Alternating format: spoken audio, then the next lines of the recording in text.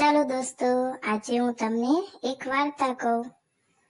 એક નારાયણ નામનો બ્રાહ્મણ રહેતો હતો. તે બ્રાહ્મણનો માધવ નામનો પુત્ર હતો અને એને બહુ ખરાબ આદતો હતી. તે મદિરાપાન કરતો અને અસત્ય બોલતો હતો. તે ચોરી કરતો હતો. પછી એક દિવસ તેના પરિવારવાળાને ખબર પડી, ત્યારે તેમણે તેના પુત્રને ઘરેથી કાઢી મૂક્યો. અને પછી માધવ બીજા ગામડે ગયો અને પછી તે ભીખ માંગવા લાગ્યો.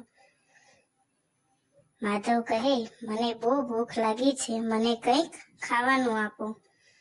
તેને રોટલી મળે તે દરરોજ ખાતો અને તે પાપ કરતો, એટલે તેને શરીરે કોઢ નીકળ્યો અને તે દુબળો પડી ગયો અને તે એક નદીને કાંઠે ઝૂંપડી બનાવીને રહેવા લાગ્યો.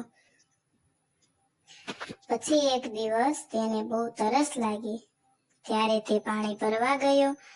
દરરોજ તે પાણી ભરવા જાય અને તે પાણીમાંથી થોડું પાણી એક પથ્થર ઉપર પડે.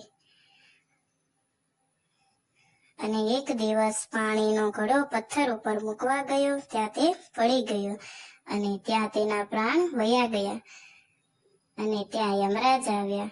પછી ત્યાં શિવના દૂત પણ આવ્યા. રૂકો, તમે આને નહીં લઈ જઈ શકો. યમ બોલ્યા, એણે બહુ પાપ કર્યું છે, એને નર્ક યોનિ પ્રાપ્ત થશે. દૂત બોલ્યા, તે શિવલોકનો અધિકારી છે.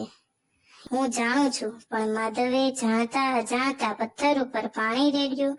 તે સાધારણ પથ્થર નથી, તે શિવલિંગ હતી. તેથી તે યમલોકનો નહીં, પણ શિવલોકનો અધિકારી છે. અજાણતા કરેલી શિવજીની ભક્તિ આપણને શિવલોક પ્રાપ્ત કરે છે.